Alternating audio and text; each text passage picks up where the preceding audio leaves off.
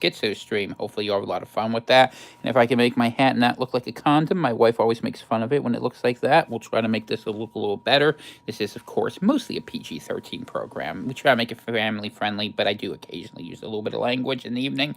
Apologize for that. Lord knows I've got my problems, and you see them because I'm on the air all the time doing this stuff. So, tonight's Schizo stream is going to be about funny money, and specifically about what follows money. And the reason why I'm going into this, usually, how should I put this? Some of my best rants are hemp infused, but one of the things that has ended up happening is that we were having a really interesting conversation in the Atlantic homeland, and we were talking about the Fed and the fact they announced today they don't intend to raise the rates for the discount rate, which is basically saying that they know that it will wreck the economy if they stop printing out free money, so they have to keep printing out free money, even though it's going to wreck the dollar. And this is just what I was going to talk about. So we were talking about why they would do that, and I was watching the Intelligent INTJ Master Race, running through my chat, having this conversation about what it is that, what the best currency is.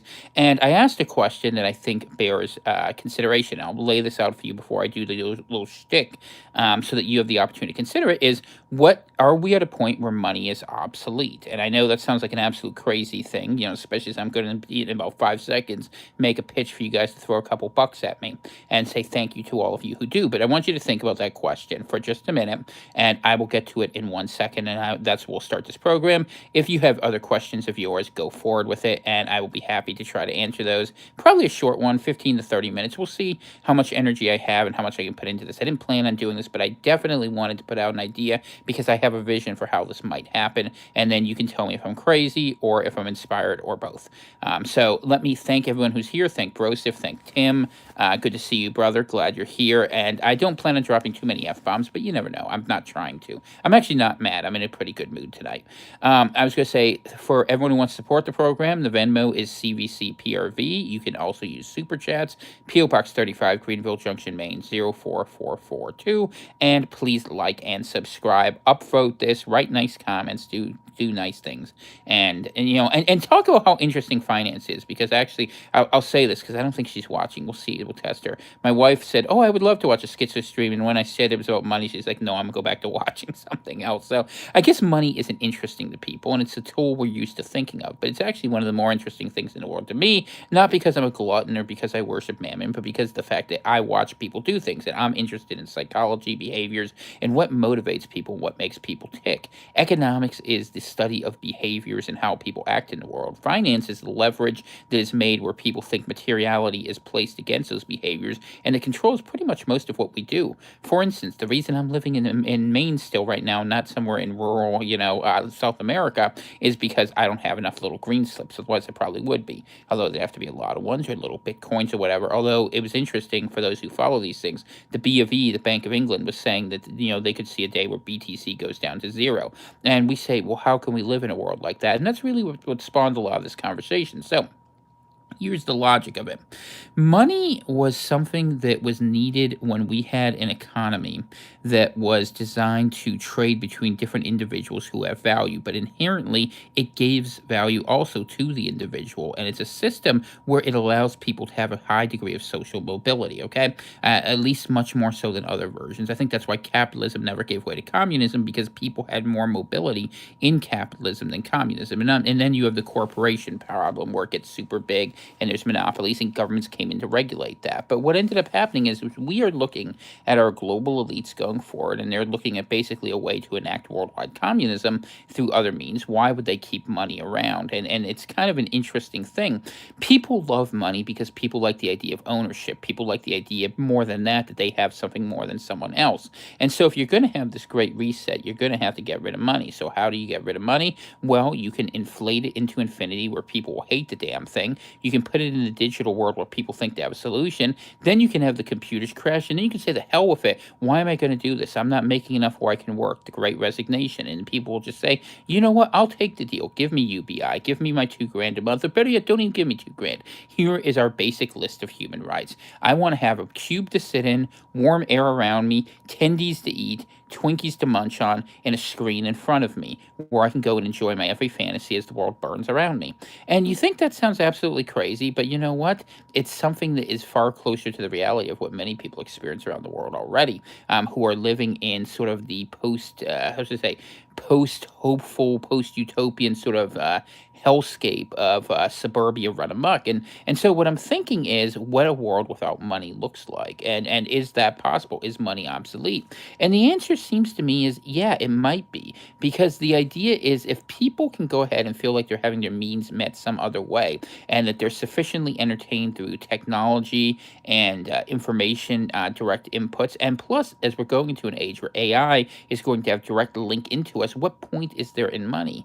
What point is there? We'll have access to certain resources in theory. We'll be tracked in everything we do, and we'll be graded by different means. We will be in a communal society, but the problem is it will be a very sad communal society, because what it will be like is we will be living in the, how should we say, the post-industrial age of preschool. That's the best way I could think of it. Where if you don't follow the rules, you get the dunce cap and you get the timeout. And take it from someone who wears a pylon on his head 6 days a week. That what will happen is those of us who have been saying things that run afoul of the system for a very long time, they won't have to erase us. What they'll do is they'll marginalize us to a point where we will be screaming at the walls of our virtual prisons, and there won't be much of another option because no one will be there to sell us other things. What they will fear more than anything else is being a pariah and outside the system. And the idea that you can bribe them won't mean anything, because their social credit score will mean more than their economic credit. But in order for that to happen, and this is the dismal view and the schizo part of it, they would have to crash the whole economic system.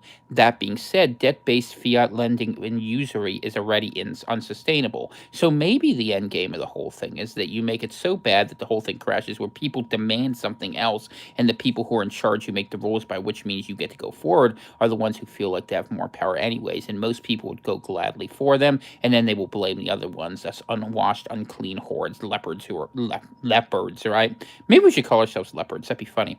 Lepers who are out there running around who have chosen not to take certain genetic enhancements, or I should say detriments, to be more honest with you. So when I think about what the future is, I think of the predictions of Aldous Huxley in Brave New World often, and he basically posited soma would lead to adult infantilism, where there would be the delusion of science, right? This is what he said. And he was a committed communist, keep in mind, so he knew these things.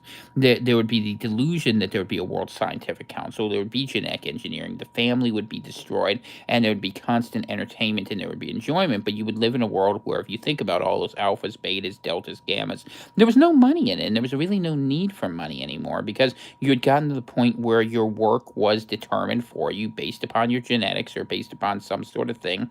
The algorithm figures out what you do best. That's what the metaverse is going to do. And then if you go ahead and use those skills for the benefit of society, you're treated well. And if not, you're an outcast. And it won't be long before people won't have the context to understand what it means to be an outcast in that society.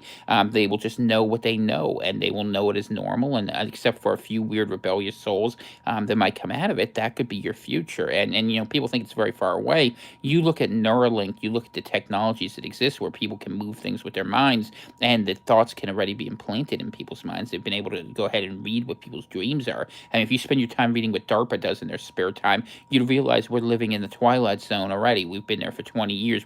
No one ever bothered to tell us that we were actors in the story.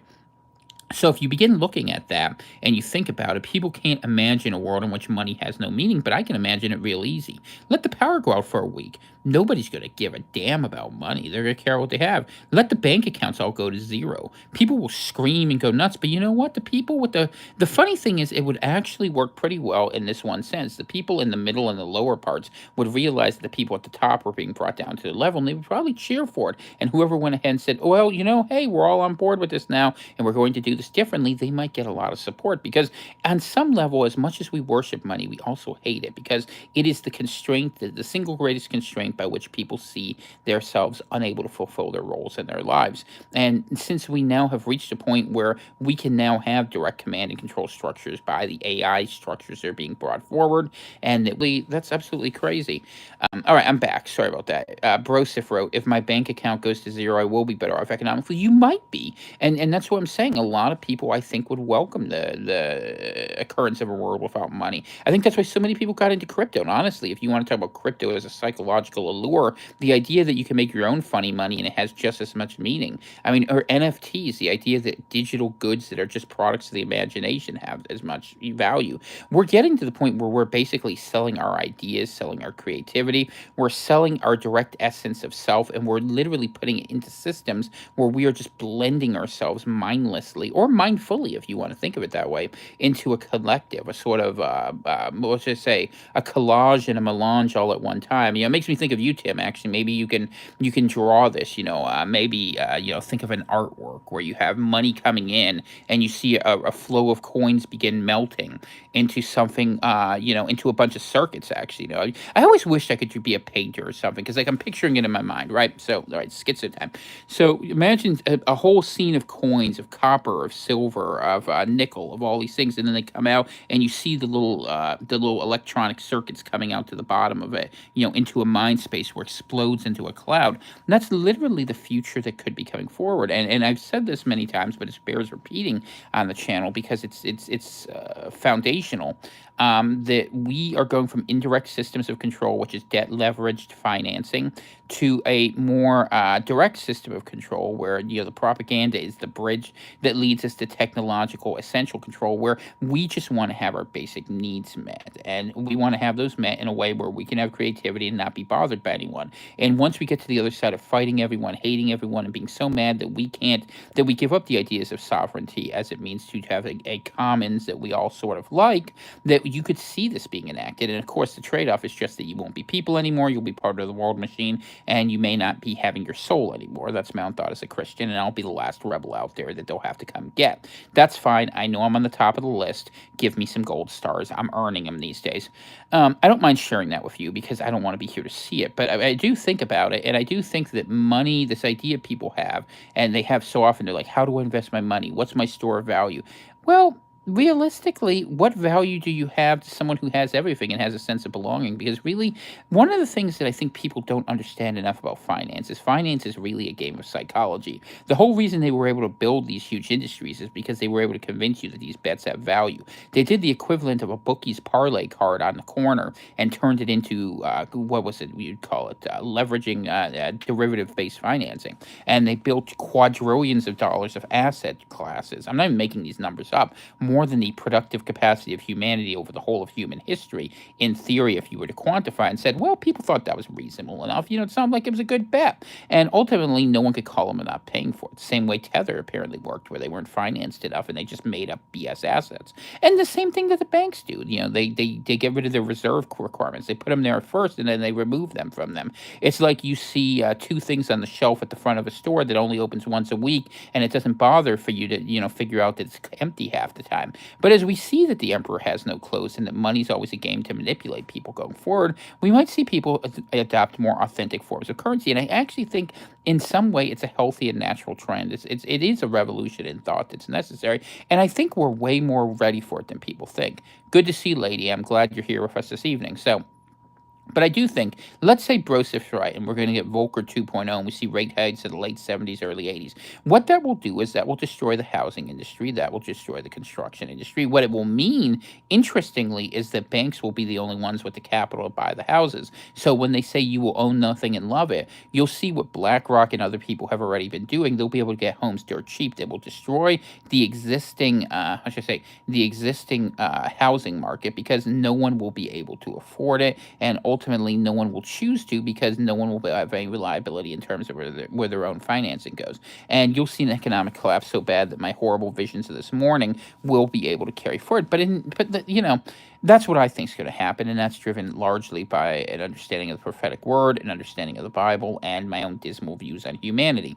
However, what I would also add to that is, in the optimistic version of the future, good to see you, Grand Flash. I was going to say, in my more optimistic vision of the future, that not that I believe, but that they believe, is they think they can transition us all into being nodes in the machine that we're happy to do, like that episode of Wesley in Star Trek Next Generation, where they're playing that little game. And as we watch people chase around their phones, being happy to do that. I admit I'm guilty of that sometimes too myself because it's more fun than day to day life, and we let the automatons do all the real work after all the people are gone. Who've got who lose their because of their ADE problem, or who have to be perpetually linked into a system even more fully to survive.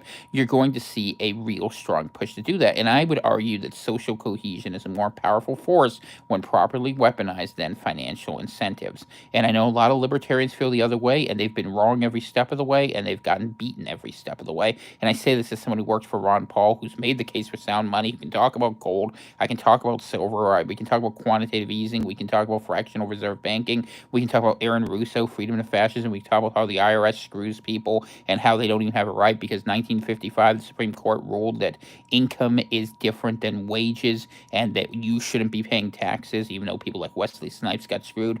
We can talk about was Ed and Elaine up in New Hampshire that got it right. I know the full history of the thing, and I was in it. I was fighting it.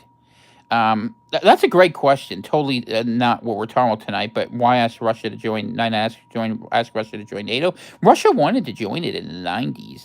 The old Cold Warriors hated them too much. That's the short version of it. The better answer is the banks want to profiteer like crazy, and they created the problem. Russia wanted to come in, but America didn't want a counterweight that would have enough strength to say no. And the old Cold Warriors couldn't have the idea of having a true concert of nations. So instead, now we're going to have war against them, and we'll see what happens. I posted a number of articles actually that were interesting about that in the Atlantic Homeland. But all right, so get back to what I was saying about the money thing. So what I'm saying to you is this idea that sound money is going to have also meaning. The majority of people don't want that because it doesn't serve their interest. And the few people with the most money are going to be at the top of the system, so it's fine. The problem is to fight for money, you need a middle class of some prosperity, okay? And it's going to be out there. Even if you had sound money, which we don't. We understand it's a rigged game, but let's pretend you had sound money. You would need a class of middle class people or lower upper class people, proprietors who have an invested interest. So who's gone? That proprietor class. The lockdowns killed the small businesses. The V agenda removed a lot of those jobs. Automation is removing the other ones very, very swiftly. And the people who are at the top are sort of a collectivist mindset because that's been the social cost of compliance. Think of how scared Winston was of falling from the being the member of the party in 1984. The people at the bottom don't care. They just want their entertainment and distractions. They're going to get it. And the people at the top like the idea of control. What is gone is from this idea of upward mobility through labor and achievement. And I think in America we've come to realize that that is a much more illusory vision than it used to be. Yes, people can get rich and they can do different things, but how much can they really make a difference in the system? It turns out you can't do much of anything. This system is just a colossus. It's rolling downhill, or if you would prefer, it's swirling around a toilet to a drain faster than a nerd in an eighth grade bathroom. So it's a problem that we're going to have to deal with. And because it's a problem that's ongoing, I think that you're going to see a push sooner than you think to go into a world where money doesn't have meaning anymore. And a lot of nominal wealth being lost. The more money is lost, if the crypto crashes, okay, if the regular fiat currencies crash, if you see haircuts happen all over the place, everyone will hate money. And what happens? They'll say, enough with money. We want to be free of this, which is the right response, and the ready-made solution will come forward with technology and control, and it'll be the social credit score system. And they'll start out saying, hey, it's all carrots, it's all great, your lottery, West Virginia, you get a free gun if you sign up with this, it'll be a great deal. And then once they have everyone hooked and there's no other alternative, then the sticks will come. And it'll be presented as crime because they'll say, well, you're robbing society, you're taking away from people. And the same way the internet started out with free speech and ended up with hate speech, in terms of what was being regulated, will go the same way. And I think it's a reasonable thing to think that might happen. You got to remember, these are people who grew up watching Star Trek. They see that future. And will there be a black market? Of course there'll be a black market. But the problem is your points of access to technology are going to become very difficult to stop. And the problem is black markets work because you have limited you have corruption, basically. You have people who don't like the system. And you're going to have so many layers of automation that it's going to be very hard to work around that. I'm not saying people won't manage and they won't try. I'm sure they will. But absent a major war, it's going to be very hard fighting Robo-Dog and Robo-Bird and Robocopter and Robo-Graphene, insertion. So all of these things that are out there that are coming down the line. And so the ability of people to offer meaningful resistance will begin to succumb very, very quickly because we will not have tools to organize ourselves. And if you think it's hard to organize ourselves now, while we don't have money, or while we do have some money, I mean, because people, it's funny. I've been a political activist for many years and tried to organize people. They don't want to because they don't want to risk their personal status. But once those personal statuses are gone, the thing about it is we think, oh, well, people will be free to say and do what they want, but what they won't want to be is cut off from their dopamine drip. They won't want to be, going without that epinephrine. They're going to need that hit of adrenaline, same word, right? That goes over and over again. They're going to be connected right by their eyes to a screen they can't look away from. And if they did, they will feel scared and they will feel lonely and they will be ostracized and exiled from the system. And the one thing people fear more than anything else is being outside the system. There's a small percentage of us, 3, 5, 10%, whatever the number is, who can't help it. We just fall in love with the truth. That's why we have so many INTJs in this channel, actually. Our autism doesn't allow us to overlook facts. It's like my friend Eki says, I keep coming back to it, it's the best thing he ever said. The autists can't accept the falsehood, and the schizos can't deny the narrative. We live in a schizophrenic world that's an autistic hell, and we're going to have to somehow deal with that. And, hopefully we can get out of this and, and let them, fall into their own decay and the devolution that's inevitable from it, into something that's kind of worse than idiocracy. It's like brains working at first level or at the highest level, but they'll be comatose in terms of their real ability of experience. What will be is just nodes in a system, part of a brain bank, and that's where the idea will come from, and the value, the product will be us, because as you all know, we saw this with Facebook, right, and all these other agendas, that if the service is free, you're the product. And we've been sold for a very long time. There was an article, there was several articles talking about this. I had mentioned it a couple of weeks back, but more people are talking about. They were selling off our DNA, and they were saying, oh, it's for biological warfare, it's between countries, and maybe it's that, or maybe it's to go ahead and figure out how to go ahead and use you as a conduit, how to link you up, series versus parallel wiring. And these are the sort of things that people should be worried about in the future, and, we should do something different. But the only options we have against people who have all the control and all the propaganda, we can speak truth, but unless we resort to either violence or mass desertion, which, those are options, I guess, but people aren't ready for either of them because they think, hey, I'm going to buy my way out of this. But I'm going to tell you, you're going to wake up here within the next couple of years, I expect, to a day where your money's going to be gone. And I told you in the morning show that you probably should be taking your cash out, and for a little while that'll go through, and that'll save you, and have silver or gold. I mean, I'm just not a believer in crypto. And I've made money on it. I should say that, but I don't trust it because the point of access thing's a big problem. Let's see. Just read what Brosif's writing. One of the major new components of CDBCs is that they'll be able to make synthetic coins, and the market's running on synthetic shares because of all the short selling and leverage contracts in the quadrillions. Yeah, it's the world's biggest shell game, and when it breaks, the whole world will go down with it. Does the steak taste like steak? Well, doesn't everything taste like chicken? Isn't that it? I mean, how do we really know? And Cypher wanted out. And he got out, and he did a lot of damage. But we want to. I think it's interesting too. Matrix Resurrections. Yeah, I'm going to watch it. I mean, I have problems with it, but I'm going to watch it so I can comment on it, so I can say something clever, hopefully. But that's what I want to say about money. I think that people have a hard time understanding that. Oh, Dana's here. Everyone said hi to Dana, and we continue to grieve the loss of Pippa, our beloved chicken. She really was a cool bird. She was colored like Chicken McNugget, to tell you the truth. But she would go, and she would. I mean, I don't think Dane would mind me sharing this story, but it's a true story. One day when she was very sad, the chicken beat her tears away, and God, animals are better than people, even though we're animals too. Sometimes it's easy to forget that. I mean, and not that they wouldn't eat their own, sister, but, whatever. So I'll watch 6 hours of movie reviews for a 2-hour movie. Yeah, no, I actually get that. Maybe I'll try to do a clever one. I'm still working out what the whole deal was with the Merovingian and the other one, because I'm convinced it's about some secret bloodline thing. Those Holy Blood, Holy Grail books. That was where the conspiracy thinking was in the late 90s here. No, poor Dana. I'm going to have to go check on my wife here just in a minute or two, so I will. Fauci reminds me of the old crazy man from the Burbs movie. Man, we love the Burbs movie in the house. The guy who played, what's his name? The Canadian guy, the guy who plays Art in that movie. For those who haven't seen The Burbs, Tom Hanks is the star in it, and it's one of those late '80s comedies. It's set in the Midwest, where crazy people in a neighborhood. It's a great movie, and it's about the ridiculous of what suburb life is. I mean, no one will ever understand how weird the suburbs were. I still don't understand it, and I lived in them. Just cookie cutter houses, row after row. I mean, maybe it was conditioning for what we were going to be doing here, but yeah, Fauci is kind of like the evil man. Dr. Klopek, that's who you mean, right? The guy who was, had all the bones buried underneath, that's what that was. But anyway, so what I'm saying is, as there's more to life than money, and money is probably not going to mean what you think. And so I would say, if you're going to invest your soul, invest your spirit, invest in something good, invest in the Lord Jesus Christ, and be mindful that one day your money may all disappear, and then what you have will not just be what you have, but who you have to share it with, what you can defend, and what we can do between here and there. And if someone presents you too easy a ready-made solution, I would suggest to you maybe they're not your friend. Because when you see genies granted wishes, just remember that's really an Arab demon. All right.